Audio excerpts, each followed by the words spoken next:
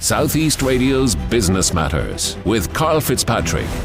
Good morning, I'm Karl Fitzpatrick and welcome to this week's edition of Business Matters. Well, my first guest, Ben Moróne, relocated from the US to Poland in order to gain traction with his recruitment company, Zabota. Zabota helps small businesses to source talent from overseas, but how does the service work, and is remote working fueling Zabota's growth? Ben joins us now to share his insights into the overseas recruitment market. Ben, where are your clients based and what locations do they recruit from overseas? Morning, Carl. Thank you so much for the opportunity. Yeah, so a lot of our clients are based in the US, Canada, UK, and then also Dubai. We're mainly focusing on recruiting talent in Central, Eastern Europe, and then Latin America. And Ben, what is driving the demand for the service? Part of it's trends in the market, people being more open to remote work. Part of it is definitely the cost-effective area of it. For people hiring from the States, it can be very expensive. And so being able to outsource to Central, Eastern Europe, and Latin America has some cost benefits. So those kind of two factors are some of the massive influences. So why was it important for you then to relocate from the US and to have a physical presence in Europe? Yeah, so I'm originally from the US, and one of the reasons I had relocated to Europe is because of the challenge with branding. So when I'm in the US and I am recruiting from Europe or Latin America, sometimes people, their guard is up or they're a little bit reserved and they don't want to apply to a job because they're not sure if these are legit jobs. They're scared that this might be a scam that's on WhatsApp or Telegram. And us being here located in Europe has helped ease a ton of that. That barrier no longer exists because they understand that, hey, we're based in Europe, we understand the culture, and we're here to help connect them to remote opportunities. And when you look at your own client base, what sectors are they operating in and what type of roles are they looking to fill? So our client base is pretty split evenly. Part are IT development type companies that are looking for technical talent. So think software developers, software engineers, IT data analysts. And the other side of our clients are more small business based, and they can be marketing agencies, they could be home service companies, lead generation agencies. It's all across the board for some of these smaller clients. Is it that SMEs are actually struggling to recruit talent from their own home country, or is it actually the cost savings that is driving a lot of this? Some of the cost savings for sure, but it can be lack of funds for some of the recruitment, but also wanting a diverse perspective. And so sometimes you're able to get a candidate who's worked at a Fortune 500 or a quite large company and bring them into your SME, which can be very, very powerful. And what level of cost savings can be achieved by sourcing talent in those markets? Usually 50 to 60% on the payroll. And what complications are there in relation to, let's say, employment law, rights and obligations?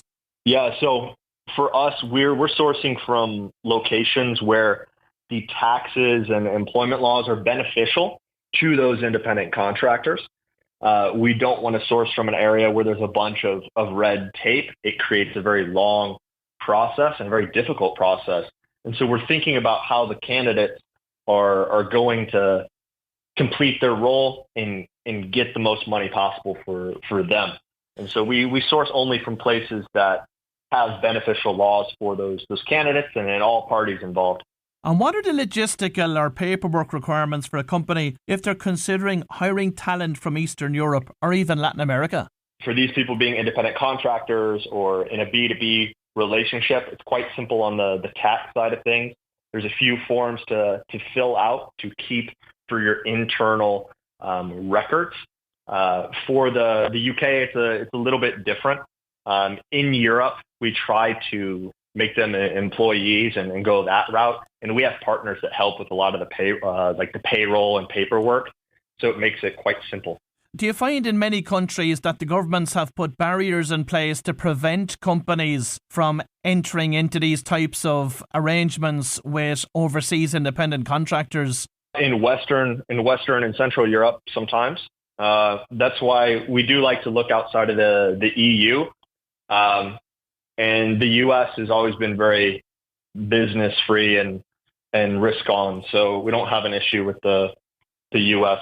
Are there any common misconceptions about hiring talent from these locations? I would say English level. Sometimes people are concerned about the English level and the presentation skills. But after they go through a couple rounds of candidates, they're very pleasantly surprised.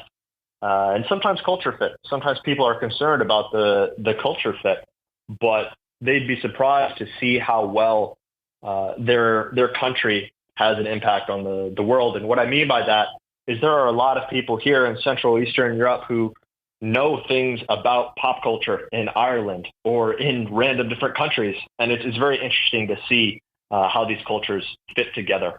So Ben, what does your hire process entail and how do you source the relevant talent in Latin America or indeed Eastern Europe? Yeah, so our process, what it looks like is us doing all the sourcing, the vetting, and the interviewing of the talent, and then giving candidates or basically giving business owners 3 to 5 candidates on a silver platter for them to bring into second round interviews and skill tests. As far as actually sourcing the talent, a lot of it is our own private pool that we've built in the last several years of doing this. And so we have strong relationships in those countries, some through Telegram, WhatsApp groups, LinkedIn, of course. LinkedIn's always one of the biggest databases for talent and acquisition that way. And there's lots of different job boards around the globe that are in local languages. Technology has, of course, changed almost every sector over the past few years. But what impact has it had on the recruitment industry? I think one of the biggest things for recruitment right now, just like many other industries, is artificial intelligence. So AI coming into play. AI can be positive and negative in the recruitment industry. We don't want AI to be biased or have preferences.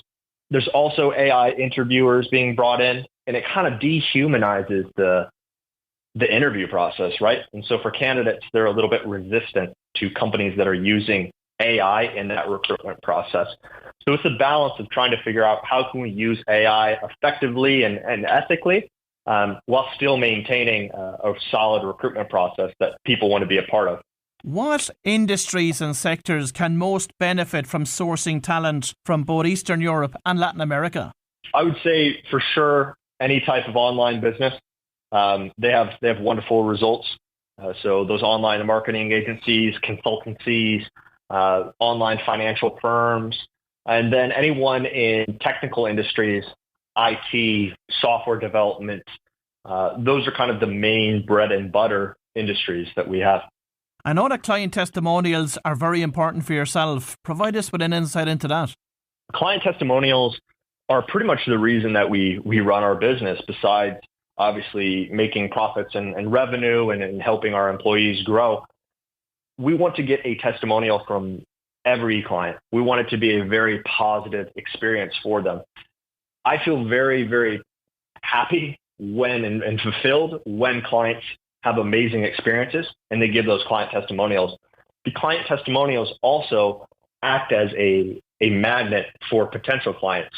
Because when someone can look on video and see, hey, that person's in my exact industry, they're very similar to me, and they had XYZ result, that's a very, very powerful conversion mechanism. And for companies that have no experience of employing independent contractors overseas, do you assist them with the type of contract that they should put in place? Correct. That's something that we handle, and we also have partners to help on the legal side and the tax side as well. Of course, we don't live in a perfect world, so if you had to go back and look at some of the hires that didn't work out for some of your own clients, what were the issues behind those? So this is something that we figured out, luckily, fairly early, is if we didn't have a solid onboarding process, so first 30 days with KPIs, key performance indicators, a schedule of work, some documentation, those clients and those candidates weren't as successful. But then we decided, okay, we should implement a more strict onboarding process, a more hand-holding, white glove type of service, not only during the recruitment process, but once the person actually starts at the role for the first 30, 45 days, that massively increased retention and increased that success rate. So what is on your own roadmap in terms of innovation within the business itself? So for us, we've developed a lot of internal tools for some of the vetting. Not AI interviewers, but more skill testing. So one of the bottlenecks we had was creating skill tests and quality tests for candidates to go through in an efficient manner. And so we would often have to wait for client input on these skill tests. Instead, we created a low-code/no-code solution for doing these tests. So it'll ask the candidate 10 different questions in certain skills, ranking on novice, intermediate, advanced, and then it will be able to actually vet them and we'll get those results. So I think AI vetting in a correct way is something that we're really working on and probably going to release as a separate tool or revenue stream here in the coming future. And are you also testing the English language capability and the IT skills of candidates? Yes. So English is something we're definitely looking for and doing different tests on. There's a big difference between someone saying they are C1 in English and then showing up to the interview and being a different level. So we really, really have to verify for English. And then the IT tests, we have the vetting tools for that. There's a lot of actually free ones online that can work with that are proctored. But working with clients in the IT field, their internal teams handle a lot of the very technical interviews. And Ben, for companies that have never looked outside of their own country or indeed have never looked to work with independent contractors, what would you say to them? I would say definitely have a plan before you go on a hiring spree. You don't want to just rush hiring. You don't want to run in and just try to quickly run through the whole process. Really sit down and think about, okay, what would this individual be doing? What would our channels of communication be? And what would success look like for them in the first 30, 60, 90 days of working together? That's something we can help with at Zabota. Well, if you've just tuned in, that was Ben Moróne from Zabota, and I'd like to thank Ben for sharing this innovative recruitment solution with us this morning. Southeast Radio's Business Matters with Karl Fitzpatrick.